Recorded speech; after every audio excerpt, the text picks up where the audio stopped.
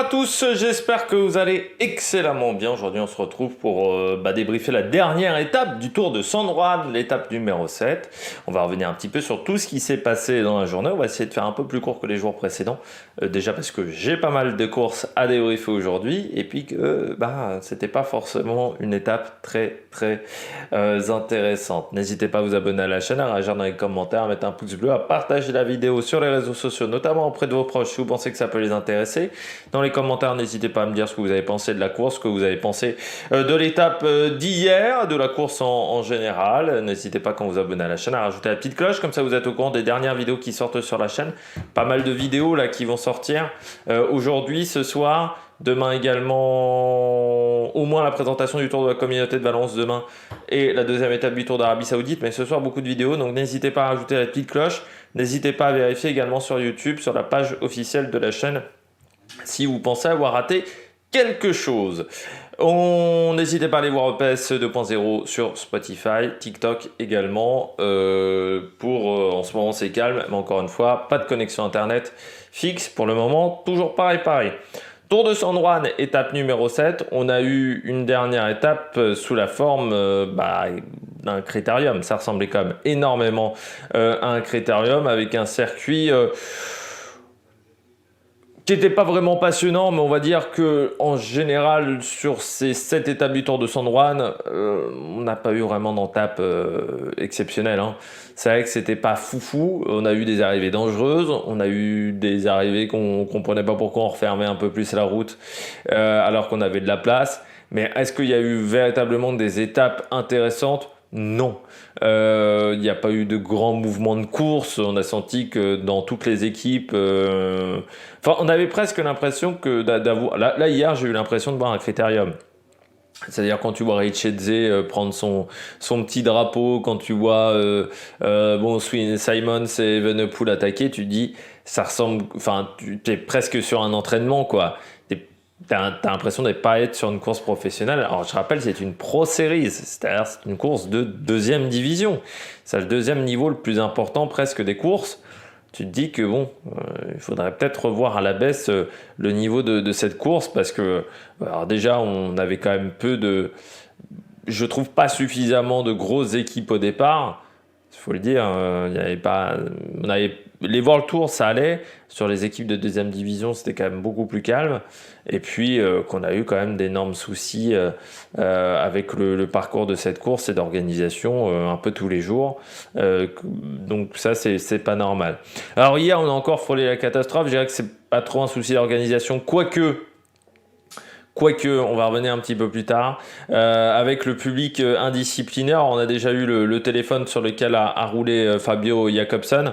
Là, c'est un peu quand même de la faute de l'organisation parce que le mec avec son téléphone, je l'ai vu, les 2 tours précédents, je vois un téléphone tendu. Voilà, je suis quasiment sûr que c'est ce bonhomme-là. Donc ça, c'est déjà un petit peu inquiétant. Donc on aurait pu réprimer.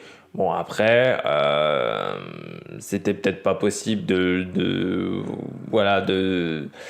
mais moi je pense qu'en termes d'organisation, il y avait quand même 2 tours, c'est-à-dire que les tours faisaient au moins une bonne quinzaine de kilomètres. Donc il y avait peut-être dans une demi-heure, on aurait peut-être pu tenter quelque chose quand même, ou faire passer un message. Il y a un speaker de course, ça peut servir également à ça, pour éviter une catastrophe. Vraiment, on n'est pas passé loin de la catastrophe. Et puis, public indiscipliné avec notamment le bidon à l'arrivée. Je ne sais pas si vous avez vu, mais Welsford. Enfin, c'est un cours de la DSM, je crois que c'était pas Welsford. Bon, ils sont en train de discuter, de débriefer le sprint. Et t'as un mec qui vient choper le bidon directement sur le vélo du coureur de la DSM. Alors ça arrive aussi en Europe. C'est pas qu'en Argentine. Ça arrive aussi, parce que j'attends déjà le coup parce que les Argentins, ils sont pas doués dans leur vie. Mais bon, putain, un peu de respect quand même. Tu peux demander, hein? T'as plus de bouche, t'as plus de langue. Enfin, c'est un peu du n'importe quoi. Mais bon, les arrivées, de toute manière, c'était souvent du n'importe quoi sur ce Tour de San Juan 2023. Allez, on regarde tout de suite les coureurs au top. Attaque de Marlou! Du côté des coureurs au top, Sam Welsford, 2 victoires en 2 jours.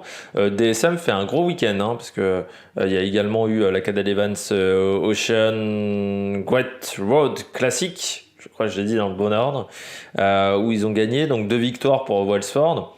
Plutôt une bonne fin de mois de janvier pour DSM. Ils ont peut-être débuté timidement, mais là, ils se sont bien rattrapés.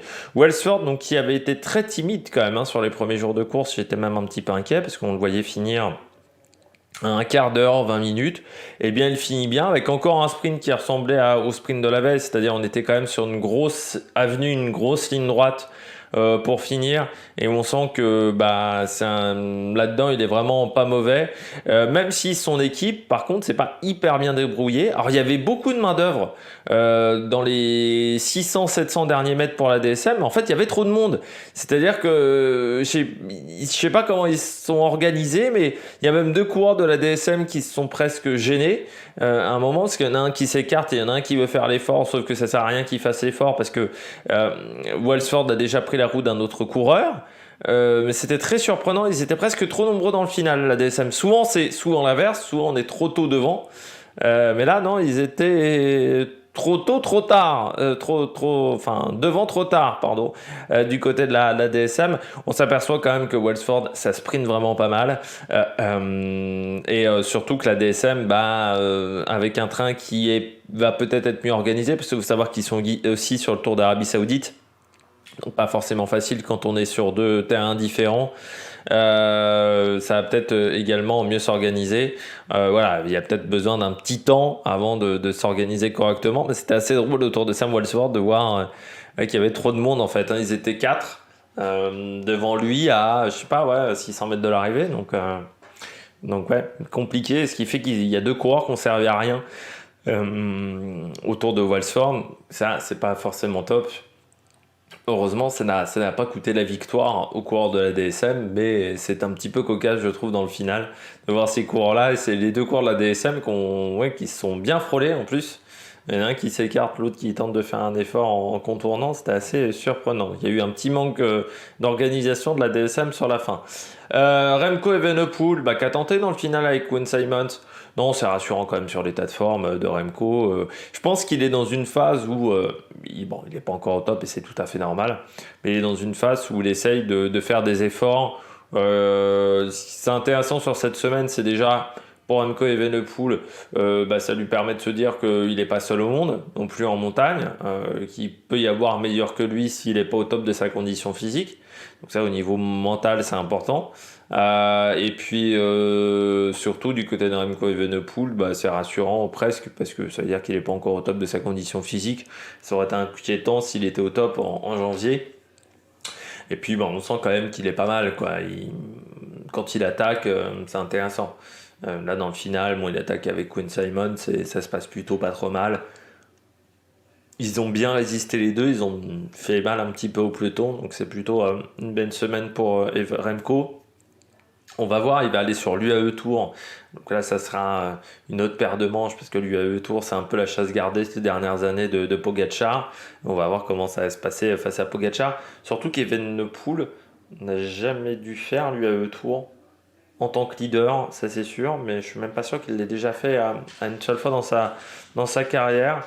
Donc ça peut être parfois compliqué, les routes dans ce coin-là, c'est particulier, les Émirats. C'est des longs bouts droits comme ça, tu vois pas la fin, donc ça peut être, pour le moral, c'est pas les courses les plus faciles.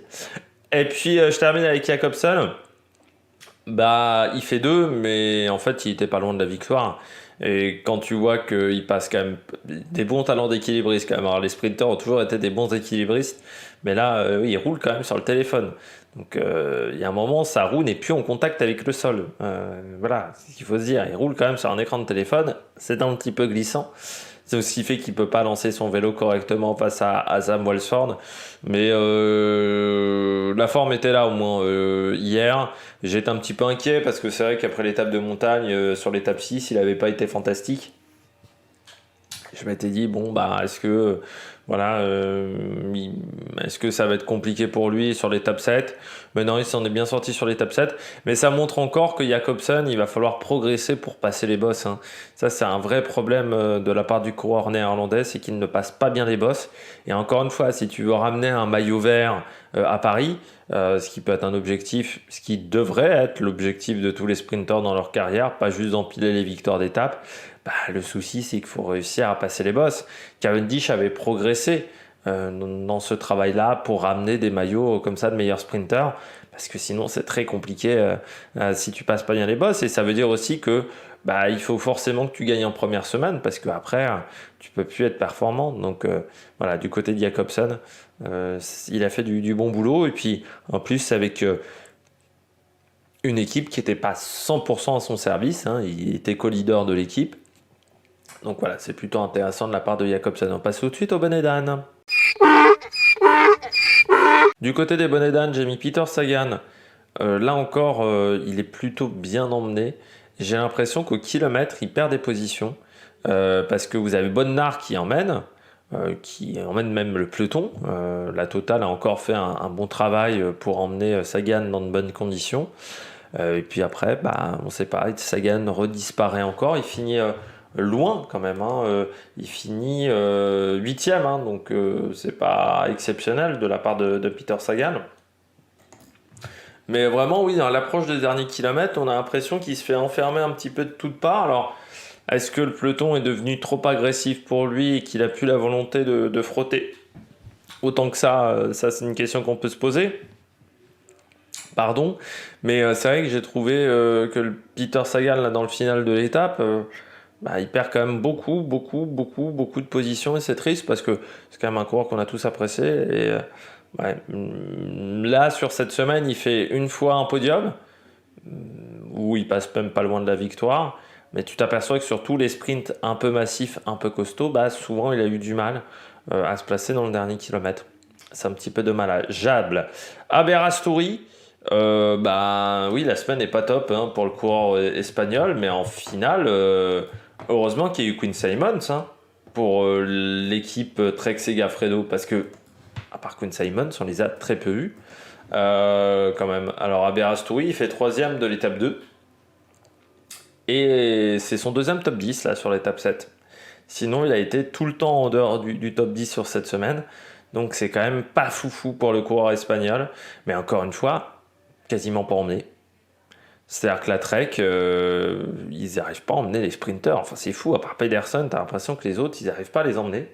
Parce qu'Aberasturi, bon, il a quand même eu des résultats, notamment à la Carrera Rural. C'est quand même un coureur qui a 15 victoires chez les professionnels. Pour un mec qui est pas passé souvent au World Tour, c'est quand même pas mal. Mais là, il est super mal emmené et il n'a pas de train. Il n'a pas de train, donc après derrière, essayer de faire des top 10, c'est compliqué. Donc c'est un peu triste pour Aberasturi. Peut-être aussi une condition physique qui est encore loin d'être optimale, parce qu'à l'Alto des Colorado, il finit 98e. Ça veut dire qu'il finit à plus d'un quart d'heure. Donc là encore, ça montre peut-être une condition physique qui n'est pas optimale pour le coureur espagnol. Mais bon, c'est un peu triste que pour le moment, dans cette formation Trek, il n'arrive pas à s'imposer. Voilà, il a très peu de résultats, hein. L'année dernière, il n'y a pas une victoire. Pour le moment, c'est vrai que son passage à la Trek n'est pas mémorable. Pour l'instant, c'est compliqué, quoi. C'est très compliqué. L'année dernière, il a eu que 51 jours de course, hein, ce qui était très faible. Et là, pour le moment, ouais, il a du mal à s'en sortir. Un peu triste de ne pas le voir réussir à performer pour le moment, alors qu'on devrait le voir beaucoup plus aux avant-postes, et il n'arrive pas à s'en sortir aux avant-postes. Homme poursuit avec le dernier coureur, Syriza, Luc, le russe, pardon, qui est dans l'équipe kazakh, donc pas du tout d'Ukraine en plus. Gleb Syriza, bah ouais, c'est problématique parce que pas de train, donc les trois quarts du temps, il peut pas faire son sprint, il est déjà pas placé à l'approche du sprint.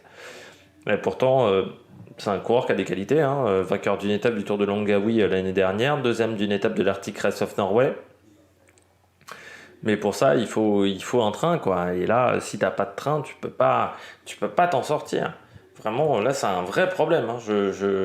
Tu peux pas faire des merveilles, quoi. Vraiment. Donc, pourtant, c'est un coureur, voilà, qui a des qualités. Vainqueur du Circuito del Porto Trofeo Averdi. C'était en 2021. Voilà, dans sa carrière, quand il était à la Loco Sphinx en continental. Voilà, il a eu des résultats en Russie notamment.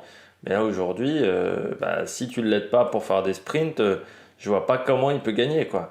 Il faut un moment un peu mettre des équipiers pour ce coureur-là parce que encore une fois, il a eu des résultats chez les jeunes quand même. Alors c'est pas le plus gros palmarès chez les jeunes, mais bon, là aujourd'hui, si tu ne l'aides pas, oui, forcément, il pourra pas gagner, Syriza.